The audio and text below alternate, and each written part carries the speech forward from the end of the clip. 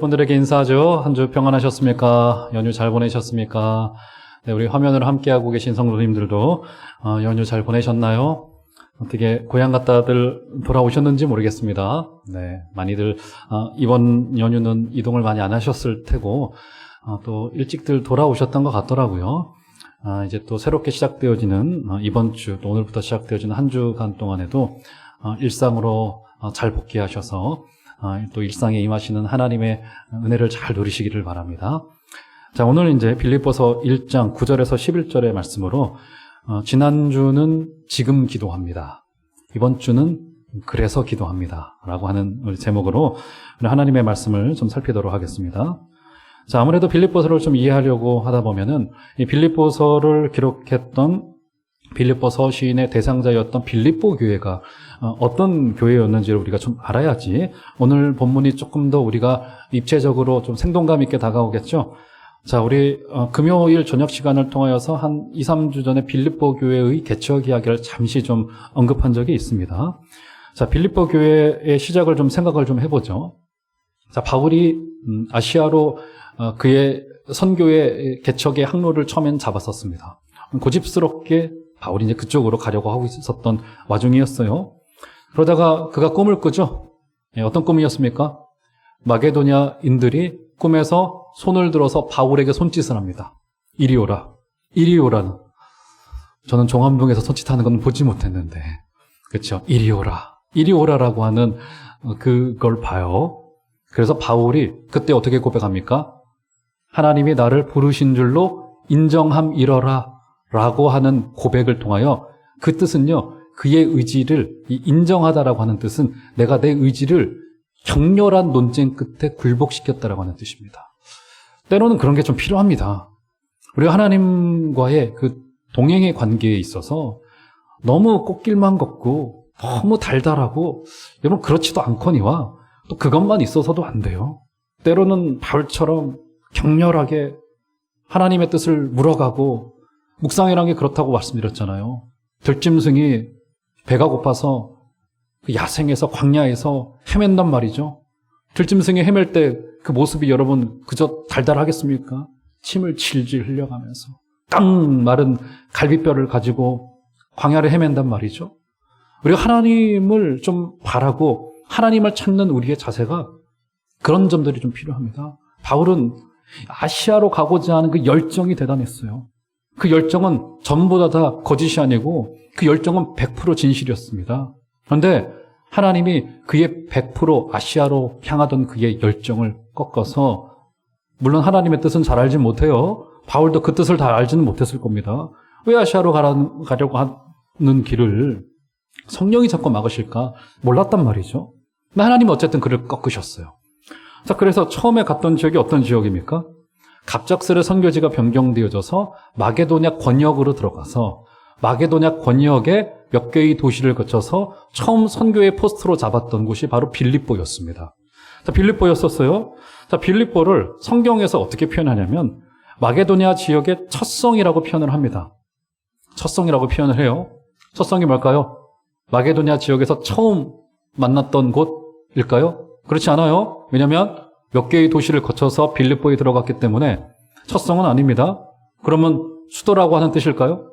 마게도냐 권역의 수도는 데살로니가였습니다. 지금 이제 금요일 저녁마다 데살로니가 지역을 이제 엊그제 살폈는데 수도였어요. 데살로니가가 큰 도시였었습니다.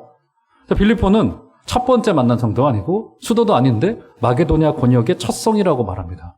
그 뜻은 뭐냐면 그것은 대표적인 성읍이다라고 하는 뜻을 가지고 있습니다. 왜 대표적인가? 빌립보라고 하는 도시는 어느 도시보다도 가장 로마다운 도시였습니다.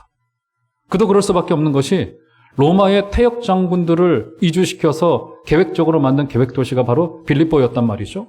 그래서 거기에는 우리말로 하자면 이 별들이 우글우글 거렸습니다. 어깨에 완장 좀 차고 우리 어떻습니까? 이 병장 이 녹색 요즘도 녹색 완장 차는지 모르겠는데 이것만 차더라도 어깨가 들썩들썩 하잖아요. 그렇지 않습니까?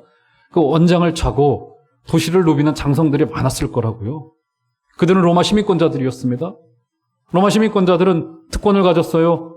그렇죠? 그들은 함부로 재판에 회부될 수 없었고 함부로 처벌당하지 않았습니다. 직결심판 이런 건 당하지 않았어요.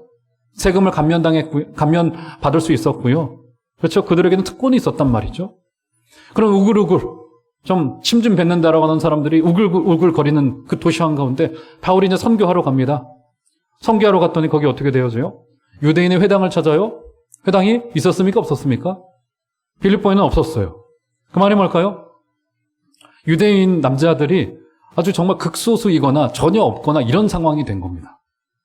회당을 만들질 못했어요. 유대인들은 어디 가나 회당을 먼저 만들거든요. 우리나라도 이민 초기에 미국이나 영국으로 이민을 가면 제일 먼저 한 게 뭡니까? 집 구하고 바로 교회로 모이는 게, 이게 이제 우리 이 믿음의 한인들이 가졌던 이 굉장한 이 포스잖아요. 유대인들도 당시 마찬가지였습니다. 어딜 가든 먼저 정착하면 회당을 먼저 만들어서 거기를 종교와 문화의 중심지로 만들었단 말이죠. 그들의 역사를 가르치고 언어를 가르치고. 근데 회당이 없었어요. 그 말은 동족 유대인들이 거의 존재하지 않았다는 말이 되어집니다. 그래서 강가로 나갑니다. 기도처소를 찾고자 강가에 나가서 강가 여인들을 만나요. 그렇죠? 그 중에서 루디아를 만납니다. 루디아라고 하는 그 여성이, 루디아가 진짜 이름인지 아닌지도 모를 여성입니다. 그렇죠? 진짜 그의 이름이 아니었을 가능성이 커요. 그의 루디아라고 하는 이름의 뜻은 리디아에서 흘러온 여자라고 하는 이름 뜻을 가지고 있단 말이죠. 이름도 없는 여인 하나를 만난단 말이죠. 그렇죠? 그 여인과 더불어서 또 누굴 만납니까? 귀신 들린 여종을 만나요. 귀신 들려서 돈을 많이 벌어주게 하고 있었습니다. 주인들을 이롭게 해주고 있었어요. 그 여인이 바울의 사역으로 되돌아옵니다. 생각해 보세요, 여러분. 빌립보 교회의 첫 교인들이 누구였습니까? 강가의 여인들, 리디아의 집에서 귀신 들린 여종, 전부 다 아시아 여자들, 유럽에 왔더니 아시아 여자들로 구성된 교회가 만들어졌단 말이죠. 그렇죠? 여러분이 대조가 지금 보이십니까? 빌립보라고 하는 이 도시 빌립보는 태역 장군들이 와서 떵떵거리면서 데살로니가보다는 작은 도시였지만 가장 로마다운 도시로, 리틀 로마라고 하는 이름을 가진 도시로서 명성을 떨치고 있었단 말이죠. 그런데 교회 빌립보는 어때요? 아시아 여자들이, 유대인 남자도 없이 바울과 실라와 몇 명의 한 줌의 여성의 무리들이 시작한 것이 이 빌립보 교회였단 말이죠. 이렇게 극명한 대조가 보이십니까? 이렇게 교회가 어땠을까요? 상상해 가죠. 바울의 마음속에 인간적으로 좀 어떤 마음이 찾아 들어왔겠습니까? 아니, 빌립보에 왔는데 로마 장군 노릇하던 분이 좀 와가지고 좀 방패막이도 대주고, 우리로 말하자면 헌금도 좀 듬숙듬숙 좀 해주고, 조금 저기 로마 관리들에게 한 소리도 뻥 쳐주고 교회 건들지 말라고 하면 좋을 텐데, 그런 사람 한 사람 안 왔단 말이죠. 교회가 시작되고 개척될 때 처음에 어떻게 됩니까? 아시아 여자들이 구성원이 되어졌단 말이죠. 바울의 마음속에 인간적으로 얼마나 좀 성경에 표현되어 있지 않지만 충분히 우리가 상상 가능한 것이 참 아쉬웠을 겁니다. 인간적으로. 바울도 인간이었기 때문에. 그렇죠? 무슨 말입니까? 이 빌립보 교회는 이렇게 마이너 그룹으로서, 정말 소수 그룹이고 또 소수 민족으로서 그 빌립보라고 하는, 뭐라고 해야 될까요? 정말 그 시대 정신이 가득한 그곳에서 소수 민족으로 교회가 서 있었단 말이죠. 외적으로 얼마나 힘들었을까요?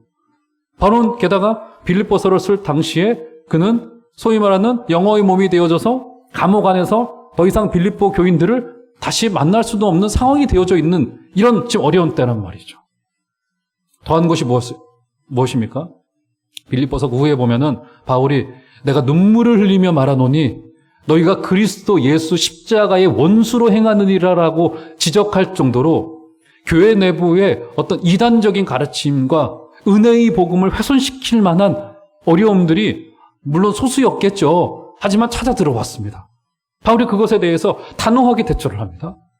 종합해보면 어떻게 된 겁니까? 빌립보 교회 안에는 내적으로 외적으로 내우외환이 있는 거고요. 그렇죠? 그런 상황 속에서 지금 바울은 이런 목회적인 문제들을 풀어내야 된단 말이죠. 그러면 바울이 엘리트니까 그럼 뭘 할 수 있겠습니까? 논리적으로 문제를 풀어가요. 사람들을 설득합니다.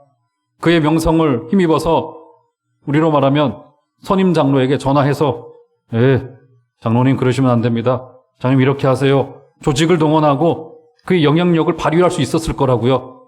그렇죠? 그거 할 수 있는 인간적인 일들이 굉장히 많았을 겁니다. 그런데 오늘 본문 9절로 한번 가볼까요? 그게 첫 번째의 해결책. 9절 보시면 이렇게 말합니다. 내가 뭘 한다고요? 기도하노라. 너희 사랑을 지식과 모든 총명으로 점점 더 풍성하게 하사. 바울은 그의 첫 번째의 해결책으로서 뭘 합니까? 나는 기도하노라 라고 말해요. 여러분, 우리 시대 지금 어떻습니까? 여러분, 우리도 지금 우리의 상황이 굉장히 엄중하다라고 하는 사실을 여러분, 코로나 때문만은 아니더라도 만약에 코로나가 없었다고 하더라도 지금 2020년도에 우리 대한민국 공동체 또 교회 공동체는 굉장히 엄중한 상황을 맞이하고 있다라고 하는 사실을 우리가 부인할 수 없을 거예요. 올해 말에 미국 대선이 있죠. 누가 당선이 되든 내년부터 시작되어질 미국과 중국 사이의 무역전쟁 사이에 우리는 끼어 있습니다. 이 편도 들 수 없고 저 편도 들 수 없고 여전히 약소국가로 남아있어요. 우리는 어려운 중에 있습니다. 누구는 이 편 드는 게 옳다, 누구는 저 편 드는 게 옳다 하는데 그것은 아마 정치의 중심에 서 있는 사람은 누구도 고르지를 못할 거예요. 그것은. 그렇죠? 그 사이에 낀 우리는 굉장히 큰 어려움을 겪고 있고요. 이웃나라인 일본은 여전히 역사의 문제를 가지고 교묘하게 우리를 괴롭히고 있습니다. 그것뿐입니까? 사회는 점점 더 세속화되어져 가고 있어요. 아쉽게도. 20, 30대 젊은이들의 울부짖는 그 목소리를 들어보면은 지난 주간에 기사가 나더라고요. 명절 때, 아무래도 명절 때 고향에 내려가면 부모님은 잔소리 많이 듣잖아요. 넌 왜 취업 안 하니? 너 도대체 뭐 하려고 하니? 너 결혼 안 할 거야? 그런데 그런 설문을, 재밌는 설문을 했더라고요. 당신이 만약에 경제적인 여유가 있다면 결혼을 어떻게 하겠습니까? 그 대답에 경제적인 여유만 허락된다면 특별히 여성은 더더욱 결혼을 안 할 거라고 하는 퍼센테이지가 굉장히 높아요. 결혼 포기 선언. 여러분, 이것이 그래서 단순히 그 한 개인의 문제로 돌릴 수는 없는 이제 우리 사회의 과제가 되어져 있고 아픔이 되어져 있는 상황입니다. 그렇죠? 직장은 말할 것도 없고요. 그리고 윤리적이어야 된다는 학교에서마저도 세속적인 가치관이 득세하고 있고요. 그렇죠? 잘못된 가치관, 세계관이 가르쳐지고 있고 전파되어지고 있고 하는 것을 우리는 부인할 수 없단 말이죠. 여러분, 교회는 어떤가요? 교회는 과연 우리가 안전할까요? 괜찮을까요? 교회는 그래도 많은 분들의 헌신하에 양쪽으로 우리 교단은 많이 줄지는 않았어요. 우리 교단이 워낙에 열심히 있는 교단이기 때문에 조금씩 완만하게 줄고 있는 양적인 감소를 조금 보이고 있죠. 많이 줄지는 않았습니다. 근데 이 숫자가 줄은 게 중요한 게 아니죠. 여러분, 그거 들으셨는지 모르겠는데 우리 교단 총신대학교 신학대학원, 총신대학교에 우리 목회자들을 길러내는 이 신학교 과정이 올해부터 정원을 30명 감축하기로 했다고 합니다. 30명. 감축하기로 해서 결정을 했어요. 이건 신고제이기 때문에 그냥 신고만 하면 됩니다. 350명이 정원인데 320명으로 줄였습니다. 왜 줄였냐면 과거보다 지원하는 숫자가 많지 않아요. 제가 딱 20년 됐더라고요. 신학대학원 입학한 지가. 제가 2000년도 99년 말에 시험을 봐서 2000년에 입학을 했는데 그때는 경쟁률이 한 4대1, 5대1 됐어요. 나름 좀 어려웠었어요. 시험도 어려웠고. 그런데 2010년 이래로 점점 더 경쟁률이 떨어지더니 지금은 1.2대1, 1.3대1 정도밖에 되지 않아요. 우리 신학대학원이. 무슨 의미일까 생각을 했어요. 저는 그 기사를 보는데 제 생각에는 그런 느낌이 들더라고요. 젊은 신앙 좋은 젊은이들이 과거에는 좀 어려워도 목사라는 것을 전 뭐 직업이라고 말하고 싶지는 않은데 목사라고 하는 것을 직업이라고 규정을 한다면 목사라는 직업의 매력을 느꼈어요. 비록 어렵지만 힘들지만 월급이 많지는 않지만 그래도 하나님의 나라를 위해서 헌신할 만하지 하는데 이제는 인식이 어때요? 그렇지 않아요. 희생하기 싫어서가 아니라 저들의 무리에 끼고 싶지 않아. 뭐 이런 느낌으로 지금 점점 더 줄고 있고요. 이제 한 10년 뒤에 미달 사태가 벌어질지도 모릅니다. 우리 교단의 신학교가, 제일 큰 교단의 신학교가 그럴 정도예요. 위기죠. 그렇죠. 그래서 여러분도 알다시피 요즘 어떻게 말합니까? 이렇게 써붙였잖아요. 저기 장위동만 가더라도 가까운 우리 교회에서 차로 8분 거리더라고요. 그 동네 제가 차로 끌고 가봤습니다. 그랬더니 식당에 그런 문구가 붙어 있는다잖아요. 교회 다니는 사람은 우리 식당에 출입할 수 없습니다. 차별 아닌 차별을 받고 있고요. 이것이 우리 교회가 맞닥뜨리고 있는 빌립보 교회가 겪고 있던 위기이기도 하고요. 그리고 지금 우리 한국교회와 우리 개인이지만, 구원은 개인이지만, 공동체, 이 한국교회라고 하는 공동체라고 하는 이 방주에 탄 우리가 겪고 있는 현실인 거라고요. 뭘 해야 될까요, 여러분? 뭘 해야 될까요?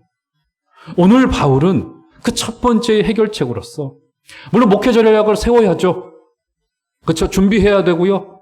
사람을 준비시켜야 되고, 전략을 짜야 되고, 다 필요합니다. 그렇죠? 저도 관심 많아요. 사람을 세워가는 거에. 그런데 오늘 바울 선생이 내놓고 있는 첫 번째의 해결책은 뭡니까? 내가 기도하노라 라고 말합니다. 사랑하는 성도 여러분, 이 빌립보 교회의 어려움 앞에 바울 선생이 기도하기로 작정하였던 것처럼 여러분, 이 화면을 보고 계신 성도님들께서도 작심하여 주시고 결심하여 주실 것이 이 어려운 때 다른 어떤 것보다도 내가 무릎 꿇어 기도하리라. 나에게 있는 영혼들을 위하여, 우리 교회를 위하여, 여기서 있는 목사를 위하여서도, 우리 장로님들을 위하여서도, 우리 옆에 있는 교우들을 위하여서도 나는 기도하리라. 여러분, 그래서 기도하지 않는 모든 사랑은요, 짐이 될 뿐입니다. 기도하지 않는 사역은요, 짐이 될 뿐이고요. 기도해 주지 않는 그 사람은 나에게 장애물이 될 뿐이라고 느껴진다고요. 그런데 기도하면 그 사람이 모양이 이렇든 저렇든 절대로 장애물일 수 없고요. 짐일 수 없어요. 사랑하는 여러분, 기도로 사람을 섬겨주시고 기도로 하나님의 나라를 섬겨주신 여러분들 되시기를 주의 이름으로 축원합니다. 자, 그러면 이제 기도가 중요하다는 것은 알겠어요. 기도해야 됩니다. 자, 그런데 오늘 본문은 조금 더 들어가죠. 자, 그러면 기도할 때 그 기도의 내용이 어떻게 구성되어져야 되느냐, 그것을 우리에게 보여주고 있어요. 자, 9절 한번 다시 보시면, 좀 천천히 한번 다시 한번 읽어보죠. 자, 한번 9절 다 같이 우리 한 소리로 읽겠습니다. 시작. 내가 기도하노라. 너희 사랑을 지식과 모든 총명으로 점점 더 풍성하게 하사. 바울의 가장 첫 번째 기도 제목이 무엇이었습니까? 사랑이에요, 사랑. 자, 그런데 문제는 이 사랑이라는 게 너무 추상적이에요. 다 사랑하죠, 사실. 그렇지 않습니까, 여러분? 다 사랑합니다. 그리고 사랑이 점점 더 풍성하게 되기를 원한대요. 사랑이 풍성하게 된다는 게 무슨 뜻일까요, 도대체? 감정이 이렇게 많아지는 걸까요? 아니면 뭘 해야 되는 게 사랑이 풍성해진다는 걸까요? 굉장히 추상적으로 드린단 말이죠. 그러니까 지금 바울은 분명히 빌립보 교회의 현장의 어려움을 알았을 겁니다. 그럼에도 불구하고 소위 실용적인 기도를 일단은 두 번째로 두고 그의 첫 번째의 기도 제목이 무엇이 있냐면 빌립보 교회의 성도들의 사랑이 풍성해지기를 원한다라고 기도하고 있습니다. 여러분, 왜 이런 기도를 했을까요? 왜 그랬을까요? 여러분, 고난이 찾아오면요, 그 고난의 첫 번째의 특징이 뭔지 아세요? 특별히 공동체에 찾아온 첫 번째 특징이 뭔지 아세요? 첫 번째의 특징은요, 사랑이 희미해지는 겁니다. 놀랍게도. 자, 성경을 한 군데 볼게요. 디모데후서 3장 1절과 2절로 가보시면, 자, 3장 1절, 우리 화면을 한번 띄워줘 보시면, 디모데후서 3장 1절과 2절을 보시면, 자, 이런 이야기가 등장해요. 자, 스크린에 한번 본문을 띄워줘 보시면, 자, 이렇게 말합니다. 너는 이것을 알라. 말세에 고통하는 때가 이르러, 고통하는 때, 그때를 이제 말세라고 합니다. 고통하는 때가 이르러. 그 첫 번째의 특징, 2절의 초두에 나오죠. 어떻게 말합니까? 사람들이 자기를 사랑하며. 고통의 때에 찾아오는 첫 번째의 특징이 뭐냐면 사랑이 왜곡이 됩니다. 여러분, 사랑이 사라지진 않아요. 사랑이 없어지진 않습니다. 사랑이 비틀려지고요. 왜곡되고요. 그렇죠? 사랑이 어그러집니다.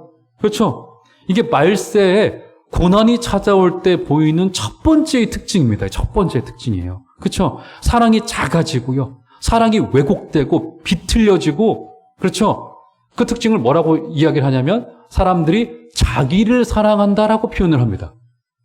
여러분, 사람이 자기를 사랑한다는 말을 우리가 조금 어려운 말로 뭐라고 표현합니까? 뭐라고 표현하죠? 내자로 개인주의라고 말하는 거 아닙니까? 개인주의. 그렇죠? 개인주의라고 말하잖아요. 우리가 흔히 그렇게들 이야기를 합니다. 이거 이기주의는 나쁜 거지만 개인주의는 정말 중요한 거야. 그래서 소위 요즘에 워라벨 그쵸 하면서 퇴근 이후의 시간은 전화기도 꺼놓고, 내가 이제 예전에 있었던 일인데요. 참 이게 이제 이제 교회 사역을 하다 보면 부목사가 이제 퇴근 이후의 시간에도 이제 뭐 일이 많았어요. 여기 증인이 저기 뒤에 한 명 앉아 계신데 제가 뭐 애기들 어렸을 때도 집에 뭐 진짜 거의 늘 8시, 9시는 기본이요. 그랬었습니다. 근데 문제는 뭐냐면 6시 넘으면 우리 교회 이제 직원들이 계셨었는데 직원들이 퇴근을 하신단 말이죠. 그런데 이제 직원들끼리 이제 아무래도 이제 워라밸이 중요한 시대니까 전화기를 꺼놓으셨어, 그대로부터. 근데 방송실에 일도 있고, 뭐도 일도 있고, 근데 우리가 처리할 수 없는 일들이 이제 있단 말이죠. 근데 연락이 안 돼요. 전화기를 켜놔서도 문자도 답을 안 하기로 작정을 하셨나 보더라고요. 저도 이제 그거를 알고는 몇 번을 우리 부교육자들이 시도를 하다가 그 뒤로는 안 했습니다. 이제 그분들한테도 또 개인적인 시간도 필요하곤 하니까 했어요. 근데 이제 사역을 해야 되는 입장에서는 조금 억울한 마음도 들고 좀 불편하기도 하고 그랬었는데 나중에는 막 우리가 이제 알아서 이제 교회에 있는 시스템 이런 거 이제 익혀서 이제 우리가 이제 알아서 하곤 했었어요. 개인주의가 중요하죠. 중요합니다. 그렇죠? 나를 사랑하는 게 중요해요. 그렇죠? 내 시간, 내 의견, 내 생각 이게 중요한 시대가 되어졌고요. 저는 그래서 개인주의가 중요하다라고 말했던 시대를 넘어서서 지금 시대는 개인주의가 하나의 종교가 되어져 있더라고요. 내가 중요하지. 나를 보듬어줘야 돼. 내 시간. 이거 굉장히 중요해. 그런데 여러분, 아무리 역사를 털어서 뒤져보더라도 교회가 힘을 얻고 교회가 하나님의 모습대로 커갈 때는 누군가의 헌신이 있지 않고는 교회는 성장되지 않았더라고요. 하나님은 때로는 순교자들에게 피를 요구하시고요. 때로는 젊은이들의 그 열정을 요구하시고요.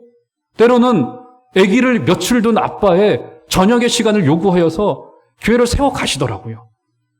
그 새벽의 시간에 말씀의 묵상을 통하여서 교회를 세워가고 설교자들을 세워 가시는 거더라고요. 보니까. 자, 그런데 어떻게 됩니까?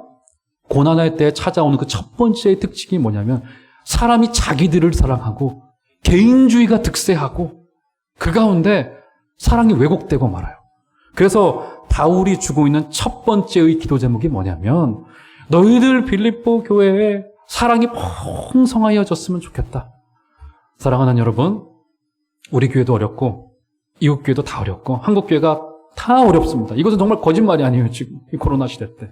이때 우리가 기도해야 될 텐데 그 기도 제목의 첫 번째의 것에 저와 여러분들에게 이웃을 향한 사랑이 가득하고 특별히 하나님을 향한 사랑으로 가득하고 그 사랑에는 나만을 사랑하는 사랑이 아니라 이웃을 향한 헌신, 희생 그런 것들이 우리 교회 가운데 풍성하게 넘쳐나게 되어지는 복된 은혜가 있으시기를 주의 이름으로 축원합니다.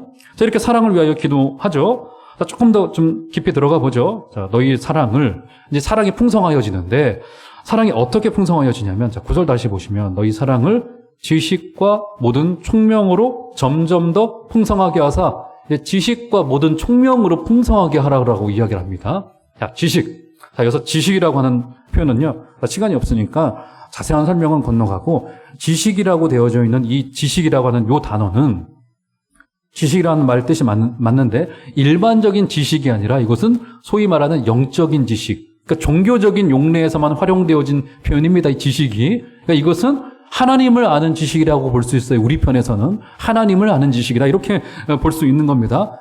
영적인 지식. 소위 그 영지주의라고 하는 말이 여기서 등장하는 거예요. 그렇죠? 잘못된 이단이긴 하지만 어쨌든 그런 영적인 지식입니다. 아니 사랑을 하는데 이 감정이 중요하지 필이 중요하지 무슨 지식인가? 뭐 이런 생각이 든단 말이죠. 이런 교회와 성도가 당연히 사랑을 보이고 그 사랑이 자라갈 수밖에 없는 이유는 사랑으로 자라갈 수밖에 없는 이유는 하나님은 사랑이시기 때문에 그렇습니다. 여러분 하나님은 어디에서도 인내라고 말씀하시지 않았고요. 그렇죠? 하나님은 인내하시는 분은 맞죠. 근데 하나님은 인내이시라 말하지 않았고요. 오직 하나님을 형용사로 표현하실 때는 하나님은 사랑이시라고만 표현을 했습니다. 그래서 한 개인이나 공동체가 자라갈 때는 오직 사랑으로 자라가는 거라고요. 사랑으로 자라가는데 이 사랑이 이 감정이 중요하지 필이 중요하지 이게 무슨 지식인가 싶은 생각이 들어져요. 그렇죠? 근데 왜 지식인가? 왜 그러냐면 아까도 말씀드렸듯이 사랑이라는 것이 왜곡되어질 수 있고요. 비틀려질 수 있기 때문에 그래요. 그리고 감정과 이런 무슨 열정이라고 하는 것은 그렇게 또 오래 지속되지를 않습니다. 이런 그렇지 않아요? 우리가 남녀가 만난다 하더라도 살부대 끼고 1년, 2년 살다 보면은 연애 때의 감정이 10년, 20년 지나서까지 있으면 그 남자 살지 못합니다, 그거. 그렇지 않습니까? 그것도 또 옳지도 않아요. 중요한 게 뭐예요? 그 사람의 뒷모습을 보고 그 사람이 어떤 생각을 가지고 있는지, 저 사람의 가치관이 어떤지, 저 사람의 관심사가 뭔지를 알아가는 지난해 보이는 싸움을 해가는 것이 사랑에 들어가 있는 굉장히 중요한 지식의 관점인 거라고요. 그러니까 여기서 사랑이 지식으로 풍성해져야 된다는 말은 이 사랑이 어떤 내용으로 구성되어져야 되느냐라고 하는 것이 중요하다는 사실을 우리에게 교훈하고 있는 겁니다. 우리가 사랑을 해야 되는데 원리도 없고 방향도 없어요. 내가 원하는 대로 사랑을 합니다. 그렇죠? 그럴 수 있다고요. 그 사랑의 에너지를 어떤 방향으로 집중시킬 것인가가 굉장히 중요한 사랑에서 과제가 되는 거더라고요. 저만 보더라도 그렇더라고요. 제가 지금까지 정말 많은 성도님들을 만나서 신방도 가고 설교도 하고 조언도 하고 그렇죠? 이런 걸 해왔단 말이죠. 그런데 가끔은 그 성도님을 만나고 대화를 하고 집에 돌아와서 밤에 잠을 청하는데 그런 생각이 들어요. 나는 사랑한다고 그 사람을 만나줬어요. 목회자가. 그런데 되돌아서 생각해 보니까 이게 내가 나 말하는 걸 좋아한 건지, 그러니까 사랑에서 제일 중요한 게 뭡니까? 사랑하는 그 대상이 중요한 거잖아요. 그런데 내가 뭘 사랑한 건지 의문보가 찍힐 때가 있더라고요. 사랑이 왜곡된단 말이죠, 이게. 그러니까 우리가 사랑이 자라가야 되는데 그 사랑은 분명한 원리와 방향을 가지고 자라가야 된다라고 하는 말이 되어집니다. 그래서 그것이 지식에서 자라가야 된다라고 말하는 거예요. 자, 그리고 더불어서 9절에 자, 지식과 또 무엇으로 자라가야 된다라고 말합니까? 지식과 모든 총명으로 자라가야 된다라고 말해요. 자, 총명으로 자라가야 된다? 자, 총명이 뭘까요? 총명. 눈이 똘망똘망하고 여러분들이 지금 저를 쳐다보시듯이 일주일 만에 예배 드리니까 여러분 막 똘망똘망하게 쳐다보고 총기 있고 이런 총명을 이야기하는 걸까요?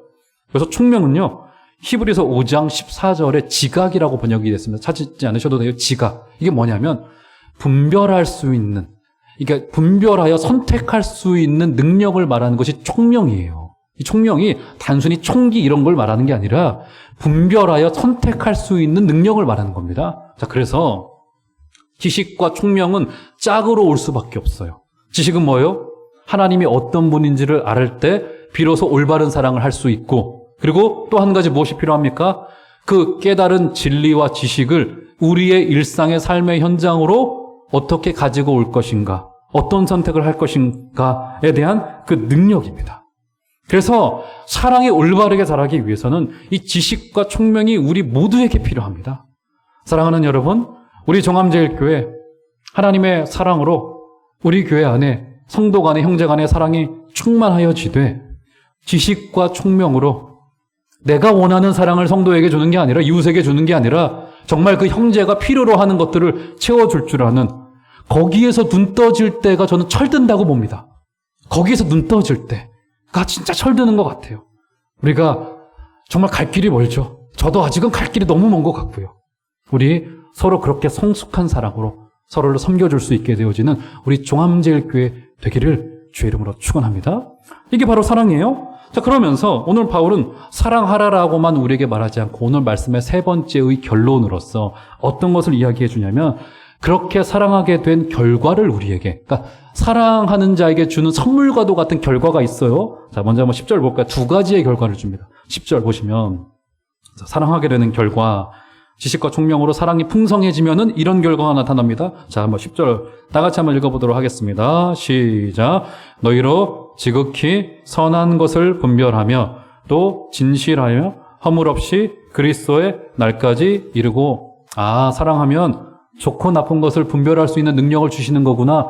지금 이렇게 읽혀요, 10절이. 근데 이 10절이 지금 이 헬라어 구조가 굉장히 어려운 구조를 가지고 있습니다. 번역되기에. 그런데 성경학자들의 내용을 제가 다 종합을 해보니까 우리가 사랑하게 되면은 좋고 나쁜 것을 구별하여서 나에게 이익이 되는 좋은 것을 취할 수 있는 능력이 주어진다. 이런 말로 지금 읽히는데 우리말로는 현재로는 그게 아니라 어떤 뜻을 가지고 있냐면 10절의 이 뜻은 너희가 지극히 선한 존재라는 것을 너희가 받아들일 수 있게 된다는 말이 됩니다. 좀 어려운 표현이긴 하죠. 제가 의역을 했어요. 다시 말씀드리자면 우리가 사랑을 하면은 누군가를 사랑을 해요. 하나님을 사랑하든 이웃을 사랑하든 사랑을 하면은 사랑하는 그 사람이 얼마나 특별하고 중요한 존재인지를 스스로 알게 된다는 겁니다. 여러분 이것이요. 사랑하는 사람들에게 주어지는 선물과도 같은 굉장히 중요한 혜택입니다. 여러분 이것은요. 사랑하는 사람만이 알 수 있는 내용이에요. 교회 자신이 굉장히 특별한 존재라고 하는 사실을 알게 되어져요. 우리 교회 안에 형제와 자매를 사람을 사랑하게 되어지면은 사랑하는 자에게 사랑을 줌으로써 사랑하는 대상에게 혜택을 베풀죠. 그렇죠? 그런데 그 결과는 뭐냐면 사랑하는 사람이 내가 정말 특별한 존재이구나 라고 하는 것을 그 정체성을 회복시켜주는 겁니다. 제가 어제 낮에 설교 준비를 하고 저녁에 이제 밥을 먹으러 집에 들어갔더니 저희 첫째 딸아이가 뭘 손에 덜렁덜렁 가지고 와요. 이게 보니까 이게 카드입니다. 카드를 가지고 와요. 이게 A4 반 정도 되는 큼지막한 또 카드예요. 덜렁덜렁 가져오더니 아빠 이거 내가 서랍에서 찾았어. 이렇게 말하더라고요. 열어보니까 제가 2010년 12월 18일에 받았던 카드더라고요. 그게. 근데 그 카드의 내용을 읽는데 너무너무 웃겨요. 어떤 중학교 3학년 남자애가 이제 중학교 과정을 마치고 고등부로 이제 그 친구 이제 유학을 또 이제 가려고 준비하고 있어서 이제 곧 출국을 앞두고 있었던 친구였었습니다. 중학교 또 남자애. 근데 그 친구가 저에게 이제 지난 2년 동안 고맙다고 저에게 이제 카드, 편지 아닌 편지를 길지 않게 쓴 거예요. 그것을 내용을 읽는데 참 너무 그 10년 전의 추억이 떠오르더라고요. 그래서 제가 그것을 그대로 적어 왔습니다. 읽어드릴게요. 들어보세요. 목사님, 접니다. 장갑 선물합니다. 킥킥. 이거 끼시고 족구 잘 하시리라 믿습니다. 제가 그때 이제 족구에 미쳐 있었기 때문에 족구 잘 하시리라 믿습니다. 1년 6개월 동안 많은 말씀 주시고 제자반으로 저희의 믿음과 구원에 대한 확신 주셔서 감사합니다. 제가 이제 애들 그 학교에서 돌아온 애들 모아놓고 목요일 저녁마다 애들 잡아놓고 제자훈련 시켰거든요. 그 중학교 애들 말 안 되는 애들 잡아다 놓고. 저 유학 가서도 항상 기도로 응원하고 메일도 자주 할게요. 가로 열고 저 좀 그만 갈구세요. 가로 닫고. 제가 엄청 갈궜거든요. 그 중학교 목회하려면 어쩔 수 없습니다. 엄청 갈궜습니다. 애들을 잡아놓고 막 족치고 막 말씀 가르치고 막 안 오면 막 갈구고. 그때 추억이 떠오르더라고요. 그때 집에를 안 들어갔어요. 이 사역이 너무 재밌어가지고. 근데 그때 제가 이것을 다 잊어버렸어요. 전 어디 있는지도 몰라. 10년 만에 꺼내본 겁니다. 꺼내본 것도 아니죠. 우연히 첫째 딸아이가 어디서 찾아는지 저한테 가져온 거예요. 기가 막히더라고요. 그런데 너무 어제 저녁에 그 마음이 이거는 그냥 사랑하는 사람에게 주어진 이게 선물인 거예요. 이게. 이 형제가 그 중학교에 뭘 알겠습니까? 여러분 제가 말씀을 가르쳤다고 뭘 알겠어요. 그런데 저에게는 이 10년 지나서 읽었던 이 글이 선물처럼 다가오더라고요. 그렇구나. 이게 사랑해보고 헌신해본 사람에게 주어지는 선물이 내가 이 아이에게는 적어도 이 형제의 10대의 방황하는 시절에 동행해줬고 말씀을 가르쳤고 옆에서 케어해줬고 했던 것에서 나는 별거 아닌 거로 동행해줬지만 이게 그죠? 그에게는 크게 있었구나. 그러니까 저게 선물로 다가오더라고. 너무 어제 마음이 나는 위로가 되어졌었습니다. 그래서 어제 저녁에 교회로 다시 와서는 이걸 찍어가지고 걔한테 다시 보내줬어요. 글씨체 귀엽다고. 글씨도 굉장히 못 썼습니다. 선물과도 같은 것입니다.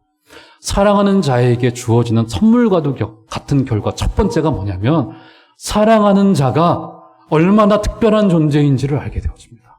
사랑하는 여러분, 사랑하시길 바랍니다.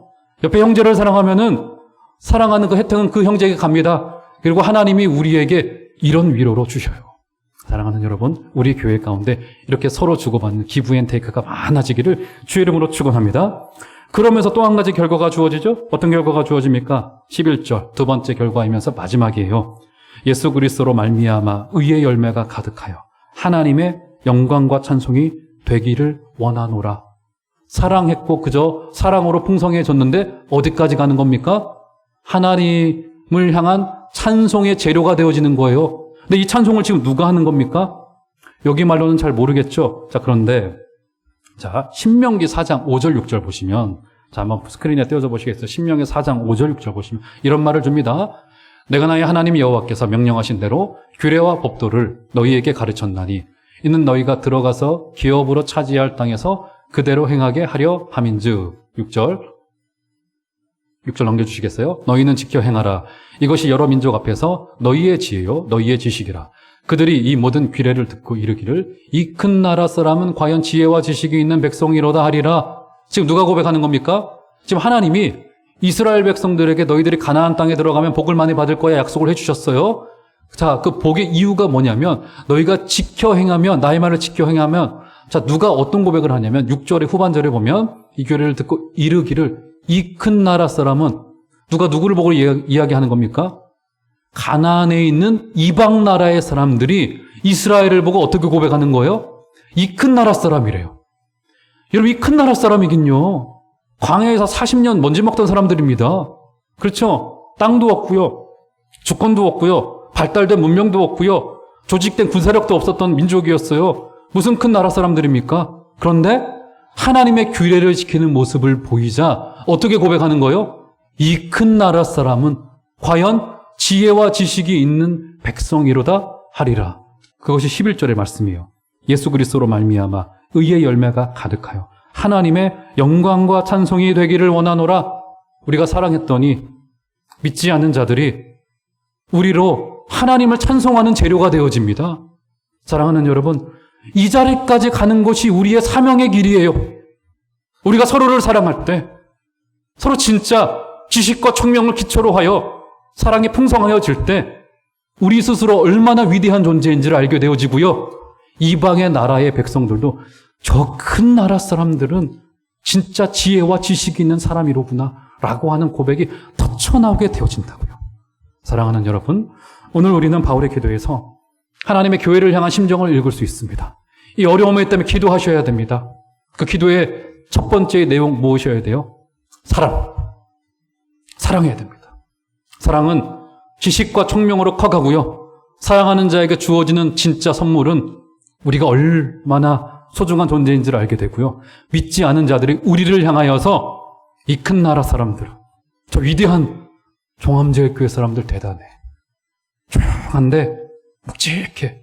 이 지역에서 50년 넘게 지역을 섬겨왔던 교회야. 착한 사람들이 모여있어. 정말 이기심 없이 사람들을 섬겨. 그들의 배후에 있는 하나님이 누굴까? 찾아올 수 있게 되어지는 복된 은혜와 복된 결과가, 그래서 기도해야 됩니다. 이 결과가 있게 되어지는 우리 은혜가 있기를 주의 이름으로 축원합니다.